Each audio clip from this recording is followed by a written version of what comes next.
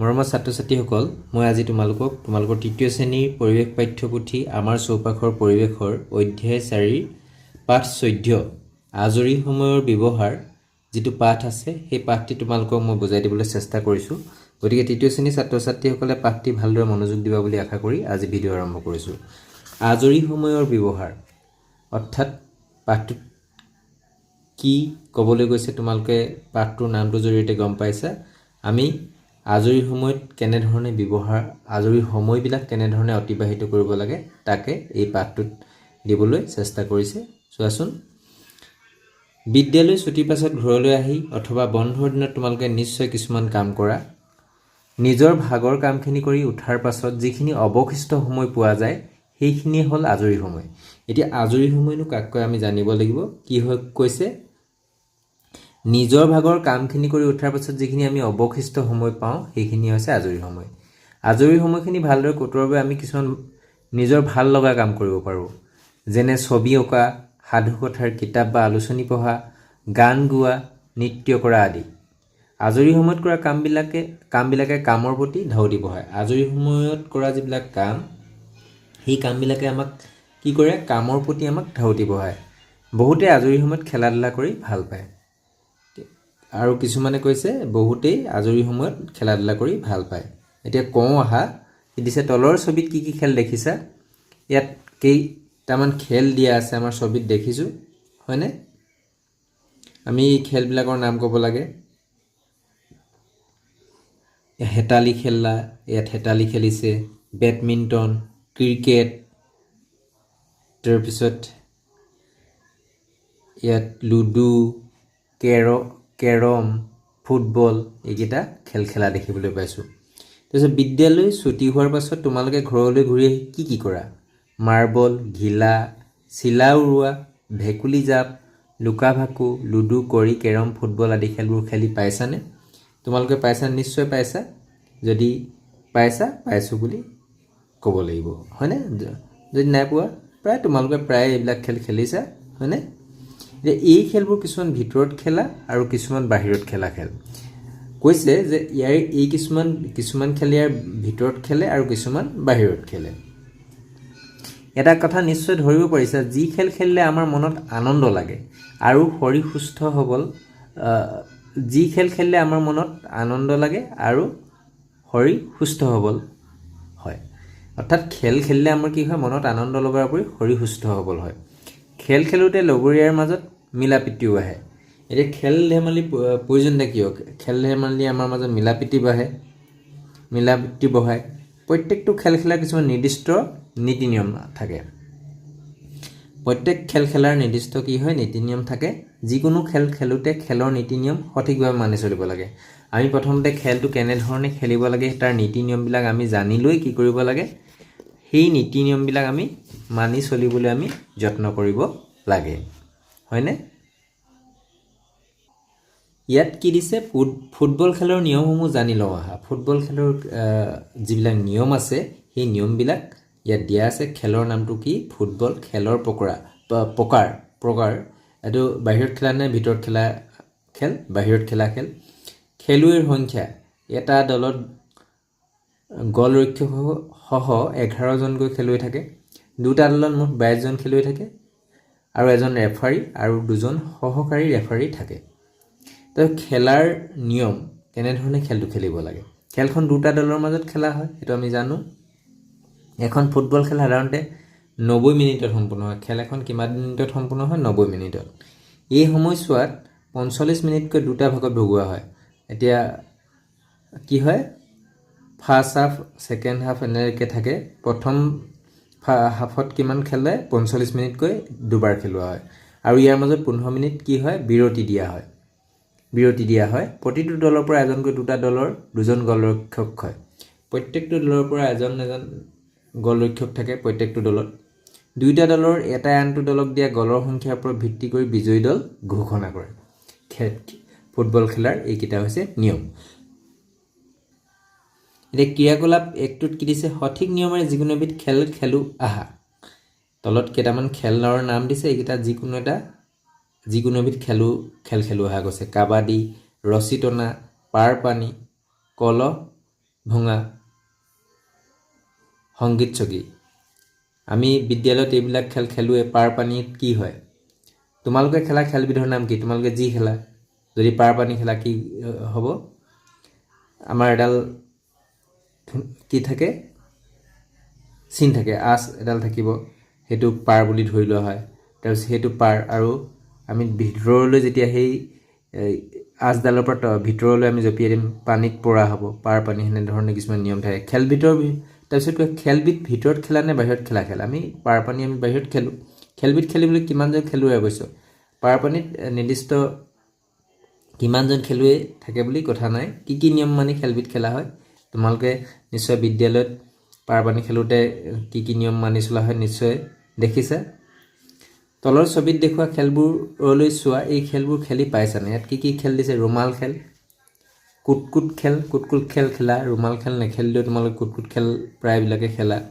ঘিলা খেল, ঘিলা খেল, হেতালি খেল। আমি হেতালি খেল প্ৰায়বিলাকে তোমালোকে স্কুলত খেলা, হয়নে? লিখো আহা পুৰণি কালত খেলা কিছুমান খেল যিবোৰ খেল এতিয়া আৰু খেলা নহয়। উত্তৰটো মই লিখি ৰাখিছোঁ। কি হ'ব? পুৰণি খেলত খেলা কিন্তু বৰ্তমান নেখেলা খেল: টাংগুটি, কড়ি খেল, মহ যুঁজ, বুলবুলি যুঁজ আৰু তৰোৱাল খেল। এইবিলাক আগতে খেলিছিলে, পুৰণি কালত খেলা হৈছিল, এতিয়া কিন্তু খেলা নহয়।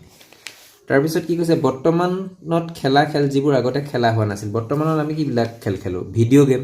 এইবিলাক আগতে খেলা নাছিল, আগতে ভিডিঅ' গেম নাছিলেই। অনলাইন গেম, স্কেটবৰ্ড এইবিলাক হৈছিলে বৰ্তমান খেলা খেল, কিন্তু আগতে খেলা খেল নহয়। আমাৰ ক্ৰিকেট খেলো আমাৰ বহুত আগতে পুৰণি কালত খেলা হোৱা নাছিল, হয়নে? লুকা ভাকু খেলৰ নিয়মবোৰ কি? এতিয়া লুকা ভাকু খেলৰ নিয়মবোৰ লুকা ভাকু খেলা তোমালোকে জানা। লুকা ভাকু খেলে এজনে লুকায়, হয়নে? তাৰপিছত বিচাৰিবলৈ থাকে আৰু বিচৰাজনক চকু বান্ধি থোৱা হয়। যেতিয়া যিজনে লুকায় সেই লুকুৱাজনক কি কৰে? যেতিয়া লুকুৱাই হয় তাৰপিছত চকু খুলি বিচাৰিবলৈ দিয়া হয়। এনেধৰণে লুকা ভাকু খেলাৰ নিয়ম আছে। খেলা ধূলা কৰিলে আমাৰ কি ধৰণৰ উপকাৰ হয়? আমাৰ পাঠটোত আমি প্ৰথমতে পাইছিলোঁ খেলা ধূলা কৰিলে কি হয়? আমাৰ মন ভাল লাগে, হয়নে? মই লিখি ৰাখিছোঁ খেলা ধূলা কৰিলে কি হয়। খেলা ধূলা কৰিলে হোৱা উপকাৰসমূহ হ'ল: শৰীৰ ভালে থাকে, মন ভালে থাকে। তাৰপিছত আমাৰ মিলা প্ৰীতিৰ ভাৱো বাঢ়ে বুলি লিখা আছে, হয়নে? প্ৰথম পাঠটোতে দিয়া আছে মিলা প্ৰীতি খেলে আমাক মিলা প্ৰীতিৰ ভাৱ বৃদ্ধি কৰে। ক্ৰিয়াকলাপ 2 ইয়াত কি হৈছে? আমি সকলোৱে নিৰাপদ স্থানত খেলা ধূলা কৰিব লাগে। তলৰ কোনবোৰ স্থান খেলা ধূলাৰ বাবে নিৰাপদ বাছি উলিয়াই খালী বাকচত ৰাইট চিন দিয়া। এইটো আমাৰ য'ত গাড়ী চাড়ী চলি থাকে তাত আমি খেলিব নালাগে। ইয়াত স্কুলত আমাৰ এইটো যিটো বিদ্যালয়ৰ খেলপথাৰ, এইটো আমাৰ খেলাৰ উপযোগী ঠাই। এইডোখৰ আমাৰ খেলাৰ উপযোগী ঠাই, হয়নে? আমি এইকেইটাত ঠাইত আমি খেলিব নালাগে। এইটো সেইকাৰণে মই এইকেইটা যিকেইটাত খেলাৰ উপযোগী ঠাই তাত মই ৰাইট চিন দিছোঁ, টিক মাৰ্ক দিছোঁ। তাৰপিছত কি কৈছে? আজৰিপৰত সাধুকথা, মহৎ লোকৰ জীৱনী, ভ্ৰমণ কাহিনী, কুইজৰ পুথি, শিশু আলোচনী আদি পঢ়িব পাৰি। বাতৰি কাকতত থকা শিশু শিতানসমূহ পঢ়িলে বহুতো নজনা কথা জানিব পাৰি। বাতৰি কাকত বা বিভিন্ন পুথি পঢ়িলে নিজৰেই সাধু, কাহিনী, কবিতা, প্ৰবন্ধ আদি লিখাৰ ইচ্ছা জন্মে। যেতিয়া আমি বাতৰি কাকত পঢ়োঁ বা বিভিন্ন পুথি পঢ়োঁ তেতিয়া আমাৰ নিজৰো কি হয়? সাধু, কাহিনী, কবিতা, প্ৰবন্ধ আদি লিখিবলৈ মন যায়, হয়নে? এনেবোৰ অনুশীলনে মানুহৰ নতুন নতুন সৃষ্টি কৰিব পৰা গুণটো বঢ়াই তোলে। এইবোৰে আত্মবিশ্বাসো বৃদ্ধি কৰে। যেতিয়া তোমালোকে লিখি থাকিবা, বাতৰি কাকতত লিখিবলৈ যত্ন কৰিবা, তোমালোকৰ আত্মবিশ্বাস, নিজৰ ওপৰত যিটো বিশ্বাস, সেই বিশ্বাসটো দিনে দিনে বাঢ়ি গৈ থাকিব। তোমালোকে আজৰিপৰত সাধুকথা, ভ্ৰমণ কাহিনী, কুইজৰ পুথি, শিশু আলোচনী আদি পঢ়া নাই? তোমালোকক প্ৰশ্ন কৰা হৈছে যে তোমালোকে আজৰি সময়ত এইবিলাক পঢ়া নাই? তোমালোকে পুথিভঁৰালৰ পৰা এনেধৰণৰ কিতাপ আনি পঢ়িবা। আমি পুথিভঁৰালৰ পৰা আমি কিতাপ আনি পঢ়িব পাৰোঁ। আমাৰ বিদ্যালয়তো আজিকালি বহুত এনেধৰণৰ সাধু কিতাপ হওক বা বিদ্যালয়ৰ যিটো আমাৰ লাইব্ৰেৰী কৰ্ণাৰ আছে তাত আমি বহুতো কিতাপ আজিকালি আছে। সেইবিলাক আমি পঢ়িবলৈ যত্ন কৰিবা। আজৰি সময়ত এইবোৰ পঢ়ি বহুতো নজনা কথা জানিব পাৰিবা। তুমি পঢ়া এখন সাধু কিতাপৰ নাম, তুমি পঢ়া এখন সাধু কিতাপৰ নাম লিখিব লাগে। এখন শিশু আলোচনীৰ নাম, এখন শিশু আলোচনীৰ নাম মৌচাক, মই লিখি দিছোঁ। এখন বাতৰি কাকতৰ নাম অসমীয়া প্ৰতিদিন, এনেধৰণে আমি বাতৰি কাকত। দৈনিক জনমভূমি, মই দুখন নামেই লিখি দিছোঁ, দৈনিক জনমভূমি।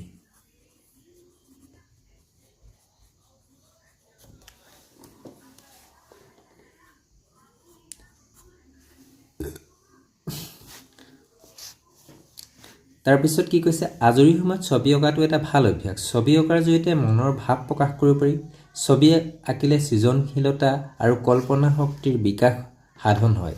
তোমালোকে এতিয়াৰ পৰাই ছবি আঁকিবলৈ যত্ন কৰিবা হওক। ছবি আঁকিবলৈ আমি সৰুৰে পৰা আমি যত্ন কৰিব লাগে, তেতিয়া আমাৰ মনৰ যিটো কল্পনা শক্তি বা সৃজনশীলতা সেইটো আমাৰ বৃদ্ধি পায়। আকৌ আহাত কি আঁকিবলৈ দিছে, তোমাৰ ভাল লগা প্ৰাকৃতিক দৃশ্য এখন ছবি আঁকা। তোমালোকৰ নিজৰ ভাল লগা এটা প্ৰাকৃতিক দৃশ্য আঁকিবলৈ যত্ন কৰিবা। কৰি চাওঁ আহা। মাটিৰে বিভিন্ন বস্তুৰ গঢ় দিয়া, যেনে আম, অমিতা, কল, মাছ, পুতলা আদি মাটিৰে বনোৱাবলৈ দিছে। কাগজ ভাঁজ দি বিভিন্ন বস্তু সজা, নাও, ফুল, মাছ, পুতলা, চৰাই ইত্যাদি। কোলাজ প্ৰস্তুত কৰা, পখিলা, চৰাই, গছ, ঘৰ এইবিলাকৰ কোলাজ প্ৰস্তুত কৰিবলৈ কৈছে। আজৰি সময়ত আন কিছুমান ভাল লগা আৰু প্ৰয়োজনীয় কাম কৰিব পাৰি, যেনে মা দেউতাক ঘৰুৱা কামত সহায় কৰা, নিজৰ বয় বস্তুবোৰ পৰিপাটিকৈ থোৱা, গছ পুলি ৰোৱা, ফুলনিৰ যত্ন লোৱা আদি কাম আমি আজৰি সময়ত কৰিব পাৰোঁ। ক্ৰিয়াকলাপ 3টোত কি দিছে, আজৰি সময়ত তোমালোকে কৰা কামৰ এখন তালিকা প্ৰস্তুত কৰা। তোমালোকে আজৰি সময়ত কি কি কাম কৰা তাৰে এখন তালিকা প্ৰস্তুত কৰিবলৈ দিছে। তোমালোকে আজৰি মা দেউতাক তোমালোকে বিভিন্ন কামত সহায় কৰা, সেইবিলাকো লিখিব পাৰা। খেল ধেমালি কৰা, সেইবিলাক লিখিবা। কি কি কৰা আৰু। ৰেডিঅ' যোগে শিশুসকলৰ উপযোগীকৈ কিছুমান অনুষ্ঠান প্ৰচাৰ কৰা হয়। এনেধৰণৰ অনুষ্ঠান শুনি কেৱল আমোদ পোৱাই নহয়, বহুতো নতুন কথা শিকিব পাৰি। ৰেডিঅ'ৰ দৰে দূৰদৰ্শন যোগেও শিশুৰ উপযোগী অনুষ্ঠান প্ৰচাৰ কৰা হয়। এতিয়া কওঁ আহা কৈছে, তোমালোকে ৰেডিঅ' আৰু দূৰদৰ্শনত শিশুৰ বাবে প্ৰচাৰ কৰা কি কি অনুষ্ঠান উপভোগ কৰা। তোমালোকে যে কি কি অনুষ্ঠান ৰেডিঅ' বা দূৰদৰ্শনত শিশুৰ বাবে প্ৰচাৰ কৰে, বিশেষকৈ আমাৰ শিশুৰ কাৰণে প্ৰচাৰ কৰে, তেনেধৰণৰ অনুষ্ঠান কোনবিলাক উপভোগ কৰা ক'বলৈ গৈছে। কুইজৰ পৰা আমাৰ জ্ঞানৰ ভঁৰাল চহকী হয়। তোমালোকে কেতিয়াবা ৰেডিঅ' আৰু দূৰদৰ্শনত কুইজ অনুষ্ঠান দিয়া হয়, কুইজ অনুষ্ঠান আমি সেইবোৰ চাব লাগে। দূৰদৰ্শনত যিবিলাক কুইজ অনুষ্ঠান দিয়া হয়, কুইজৰ পৰা আমাৰ কি হয়, জ্ঞানৰ ভঁৰাল চহকী হয়। তোমালোকে কেতিয়াও কুইজত ভাগ লৈ পাইছানে? কুইজত ভাগ লোৱাটো এটা ভাল অভ্যাস। আমি কুইজত ভাগ ল'ব লাগে, আৰু সেই কুইজত ভাগ ল'লে আমাৰ জ্ঞান বৃদ্ধি হয়। ইয়াত কেইটামান কুইজ দিছে। এটা খৰ্গ থকা গড় ক'ত পোৱা যায়? অসমৰ কাজিৰঙা, পবিতৰা অভয়াৰণ্য আদিত পোৱা যায়। কাজিৰঙা ৰাষ্ট্ৰীয় উদ্যান, পবিতৰা অভয়াৰণ্য এইবিলাকত পোৱা যায়। 2. ৰাষ্ট্ৰীয় সংগীতটো কোনে ৰচনা কৰিছিল? ৰবীন্দ্ৰনাথ ঠাকুৰ। মই লিখি ৰাখিছোঁ। অসমৰ জাতীয় সংগীতটো কোনে ৰচনা কৰিছিল? লক্ষ্মীনাথ বেজবৰুৱা। লাভলীনা বৰগোহাঁয়ে কি খেল খেলে? বক্সিং। অসমৰ প্ৰধান নদীখনৰ নাম কি? ব্ৰহ্মপুত্ৰ। অসমৰ ৰাজ্যিক বৃক্ষৰ নাম কি? হুলুং। অসমৰ ৰাজধানীৰ নাম কি? দিছপুৰ। আটাইতকৈ বেগাই দৌৰিব পৰা চৰাইটোৰ নাম কি? উটপক্ষী। তাৰপিছত এটা আমাক কি দিছে? শুভেচ্ছা পত্ৰ তৈয়াৰ কৰোঁ আহা। শুভেচ্ছা পত্ৰনো কেনেধৰণৰ? শুভ নৱবৰ্ষ। এতিয়া নৱবৰ্ষ যেতিয়া হয়, তেতিয়া আমি এনেধৰণে গ্ৰিটিংছ কাৰ্ড আমি বনাব পাৰোঁ, যিটো শুভেচ্ছা পত্ৰ। জন্মদিন, নতুন বছৰ আৰু উৎসৱ আদিত বন্ধু বান্ধৱী আৰু আত্মীয় স্বজনলৈ শুভেচ্ছা পত্ৰ পঠিয়াব পাৰি। এনেকুৱা শুভেচ্ছা পত্ৰত ছবি আঁকি দিলে দেখিবলৈ শুৱনি হয়, হয়নে? আমি যদি শুভেচ্ছা পত্ৰখনত ছবি আঁকি দিওঁ, দেখিবলৈ ধুনীয়া হয়। ইয়াত কেনেধৰণে ছবি আঁকি শুভেচ্ছা পত্ৰখন প্ৰস্তুত কৰা আছে দেখিছা? এতিয়া ধুনীয়া দেখিছে নাই? এনেধৰণে যেতিয়া আমি ছবি আঁকি দিওঁ, তেতিয়া দেখিবলৈ শুৱনি হয় শুভেচ্ছা পত্ৰখন। তোমালোকে ঘৰত শুভেচ্ছা পত্ৰ প্ৰস্তুত কৰিবলৈ যত্ন কৰিবা। ক্ৰিয়াকলাপ 4 দিছে তোমালোকক, তোমাৰ বন্ধুৰ জন্মদিনত দিবলৈ এখন শুভেচ্ছা পত্ৰ প্ৰস্তুত কৰা। এনেধৰণে এখন শুভেচ্ছা পত্ৰ আমাৰ যিখন আৰ্হি দিলে, তেনেধৰণে তোমাৰ বন্ধুৰ জন্মদিনত এখন শুভেচ্ছা পত্ৰ প্ৰস্তুত কৰি দিবলৈ চেষ্টা কৰিবা। জানি লওঁ আহা। আজৰি সময়ত কৰা নিজৰ ভাল লগা কামবোৰে কি কৰে? মনত আনন্দ দিয়ে। কিতাপ আলোচনী আদি পঢ়ি বহুতো নতুন কথা জানিব পাৰি। বাতৰি কাকত পঢ়ি দেশ বিদেশৰ বহুতো খবৰ পাব পাৰি। ৰেডিঅ'ৰ দূৰদৰ্শনত প্ৰচাৰ কৰা শিশু অনুষ্ঠানসমূহ আজৰি সময়ত উপভোগ কৰা ভাল। আজৰি সময়ত পদ্য কাহিনী আদি লিখা, ছবি অঁকা, গীত গোৱা, নৃত্য কৰা, অভিনয় কৰা আদি কামবোৰ কৰিলে নিজৰ সৃষ্টিশীলতা বাঢ়ে। আজৰি সময়ত কৰা ভ্ৰমণে বহুতো অভিজ্ঞতা লাভৰ সুযোগ দিয়ে। আজৰি সময়ত পৰিয়াল আৰু বন্ধু বান্ধৱীৰ সৈতেও সময় কটাব লাগে। এনে কৰিলে মানুহৰ মাজত সম্পৰ্ক মধুৰ হয় আৰু একতাৰ ভাৱ জাগে। গছ পুলি ৰোপণ কৰি লালন পালন কৰিব লাগে। এনে কামৰ জৰিয়তে পৰিৱেশ সেউজীয়া কৰি ৰাখিব পাৰি। গছ পুলি ৰোপণ কৰি গছৰ লগত বন্ধুত্ব স্থাপন কৰিব পাৰি। আজৰি সময়বোৰ অবাবত নষ্ট কৰিব নালাগে। আজৰি সময়ত প্ৰয়োজনীয় আৰু ভালপোৱা কামবোৰ কৰিব লাগে। তেনে কৰিলে আমাৰ সময়বোৰ ভালদৰে অতিবাহিত হয়। যিসকল মানুহে আজৰি সময়ত ভালদৰে কামত খটায় তেনে মানুহেই জীৱনত উন্নতি আৰু সফলতা লাভ কৰে। কি কৈছে? যিসকল মানুহে আজৰি সময়ত ভালদৰে কামত খটুৱায় আৰু তেনে মানুহেই জীৱনত উন্নতি আৰু সফলতা লাভ কৰে। সেইকাৰণে আমি আজৰি সময়বিলাক আমি ভালদৰে কটাবলৈ যত্ন কৰিব লাগে। এতিয়া অনুশীলনীত কিছুমান ক্ৰিয়াকলাপ দিছে, এই ক্ৰিয়াকলাপবিলাক কৰিব লাগে। প্ৰথম 1 নম্বৰটো কি দিছে? উত্তৰ লিখা। ক, তুমি জনা অসমৰ এগৰাকী খেলুৱৈৰ নাম আৰু তেওঁ খেলা খেলবিধৰ নাম।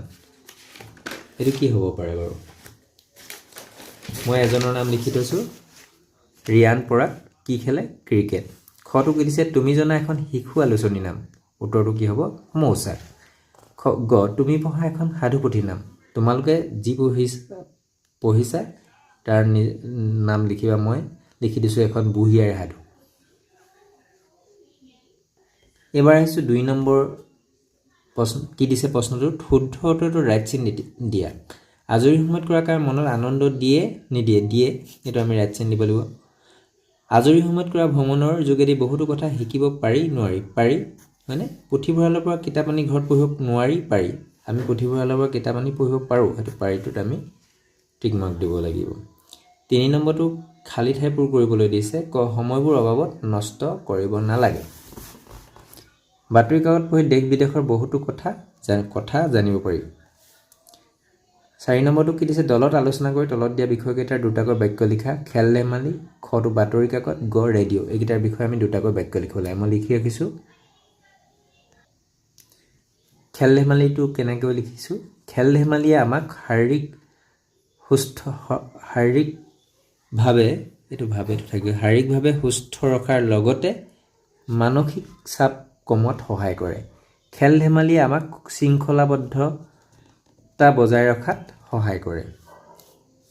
তাৰপিছত খ, বাতৰি কাকত। বাতৰি কাকতে আমাক দেশ বিদেশৰ খবৰ দিয়ে। ছাত্ৰ ছাত্ৰীসকলৰ বাবে বাতৰি কাকত জ্ঞানৰ উৎস। মই দুটা এনেধৰণে বাক্য লিখি ৰাখিছোঁ।